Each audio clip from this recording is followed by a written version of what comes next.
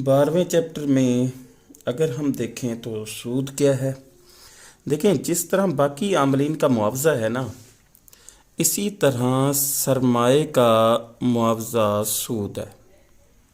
ये याद रखिएगा। अगर हम अपने आमलीन पैदाइश को देखते हैं, तमाम आमलीन पैदाइश की जिस तरह हैसियत है, हमारे पास अगर ज़मीन है तो लगान मिलती है, और इसी तरह अगर हमारे पास मेहनत है तो उजरत मिलती है, अगर हमारे पास तंजीम है तो मुनाफा मिलता है, और अगर हमने सरमाया लगाया है, बैंक से उठाया है, तो उसका जो मुआवजा हमें मिलेगा वो सूद कहलाएगा। अच्छा, सरमाया ज़र के अलावा खाम माल भी हो सकता है, इमारत हो सकती है, मशीनरी हो सकती है, आलात भी हो सकते हैं, और इसी के एवज़ लोग कर्ज़ा भी उठाते हैं और उन्हीं कर्ज़े पे उसे फिर सूद अदा करना पड़ता है।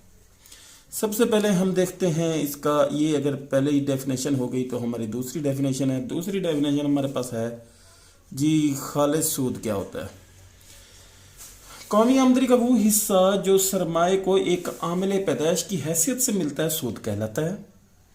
ठीक है। और खालिस सूद वो है जिसमें सरमाए के इस्तेमाल के मुआवजे के अलावा कोई और शक्ल इसमें शामिल ना हो, कोई और रकम इसमें शामिल ना हो।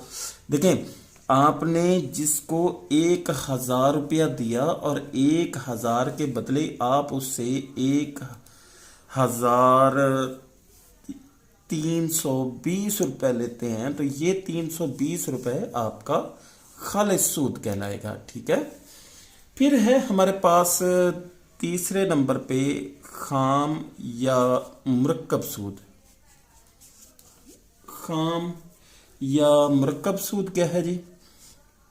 देखें, खालिस सूद तो ये है कि हमारे सरमाए पे जो मुआवजा ज़्यादा करके दिया जाता है, जो इस सरमाए का जो हम यूँ समझें कि सरमाए को इस्तेमाल करने पे जो उसका मुआवजा अदा किया जाता है, वो तो खालिस सूद है। इस खालिस सूद के अलावा अगर कोई और रकम भी इसमें शामिल हो तो वो हमारे लिए खाम या मुरक्कब सूद बन जाएगा। कैसे? ये है कि ये 1320 रुपए ये तो खालिस सूद है, ये 320 रुपए इसमें खालिस सूद है। लेकिन अगर इसमें एक रकम और भी शामिल कर दी जाए, 20 रुपए क्या जी, कि खतरा मोल लेना का मुआवजा, कि शायद हमें पैसे ना मिले, या हमें 10 चक्कर लगाने पड़ जाएं, या हमें परेशानी हो। इसी तरह अगर हम इसमें 10 रुपए और भी शामिल कर दें, जहमत, दिक्कत, कोई परेशानी है, नहीं दे रहा, बार बार कॉल उठा रहा है, तो असल सूद के अलावा भी अगर कोई रकम उसमें शामिल है ना, तो वो रकम हमारे लिए क्या कहलाएगी? खाम या मुरक्कब सूद कहलाएगी। और इस मुरक्कब सूद के लिए हम ये कह सकते हैं जी, अगर खालिस सूद के साथ साथ इसमें और चीज़ें भी शामिल हो जाएं, जैसे खतरा मोल लेने का मुआवजा। ठीक है। और इसके साथ एक तो ये हो गया, उसके बाद दूसरा और भी है कि दिक्कत या परेशानी भी इसमें, जहमत, दिक्कत, अगर इनका मुआवजा भी शामिल कर दिया जाए, ये पहले नंबर पे एक नंबर हो गया, ये हमारे पास दूसरा और ये तीसरा, अगर ये तीनों अगर एक साथ इकट्ठे हो जाएं तो हमारे लिए ये बनता है खाम या मुरक्कब सूद। ठीक है। उसके बाद है ज़र नकद का तरजीह का नज़रिया। तो हम चौथे नंबर पे देखते हैं जी, ज़र नकद की तरजीह का नज़रिया या सियाल पजीरी नज़रिया, इसे सियाल पजीरी नज़रिया भी कहते हैं। नज़रिया, अच्छा ये क्या है सियाल पजीरी नज़रिया? बाज़ औक़ात लोग जो है वो अपनी ज़रूरियात ज़िंदगी के लिए पैसा इकट्ठा करने को तरजीह देते हैं। केन्स के मुताबिक लोग अपनी उन रकूमात को नकद की सूरत में अपने पास रखने को तरजीह देते हैं ताकि वो अपने मुख्तलिफ मकासद को पूरा कर सके। लिहाजा नकद रखने की हालत को, ज़र को नकद रखने की हालत को ज़र का तरजीह का नज़रिया या सियाल पजीरी नज़रिया कहलाता है। सियाल पजीरी का मतलब है ज़र को नकद रखने की हालत। उसके बाद है हमारे पास 5वें नंबर पे, अगर हम 5वें नंबर पे देखें तो हमारे पास जो सवाल है जी, وہ ہے زر کی روزمرہ معاملاتی طلب.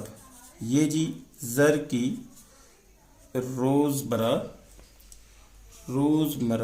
معاملاتی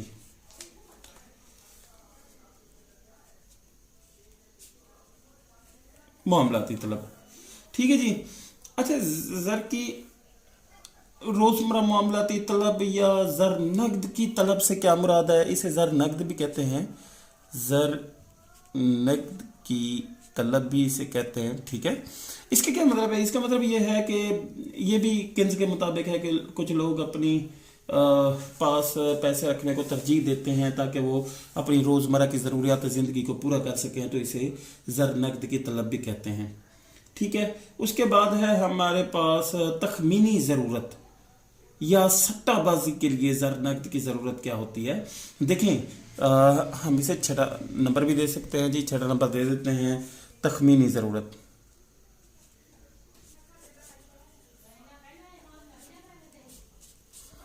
تخمینی ضرورت. اچھا جی، تخمینی ضرورت یہ ہے سٹہ بازی کے لیے زر کی طلب کا انحصار شرح سود پہ ہوتا ہے. دیکھیں یہ تخمینی ضرورت بھی اسے کہہ سکتے ہیں یا اسے ہم سٹہ بازی بھی کہہ سکتے ہیں. اچھا یہ سٹہ بازی کا جو ڈیپینڈ ہے وہ ہے شرح سود پہ انحصار ہے. دیکھیں جب لوگوں کے پاس جب دیکھتے ہیں کہ شرح سود عوام میں بہت زیادہ ہے تو لوگ کیا کرتے ہیں، اپنے پاس جتنے بھی زر نقد ہوتے ہیں وہ اٹھا کے لوگوں کو قرضہ دینا شروع کر دیتے ہیں. جیسے ہی شرح سود پر زور کی طلب کم ہو جاتی ہے تو ہم دیکھتے ہیں کہ لوگ پھر قرضہ دینا بھی ختم کر دیتے ہیں. ٹھیک ہے جی. اس کے بعد ہم شروع کریں گے انشاءاللہ منافع. تو یہ ہمارے پاس 6 سوالات تھے اس حصے کے. اللہ حافظ.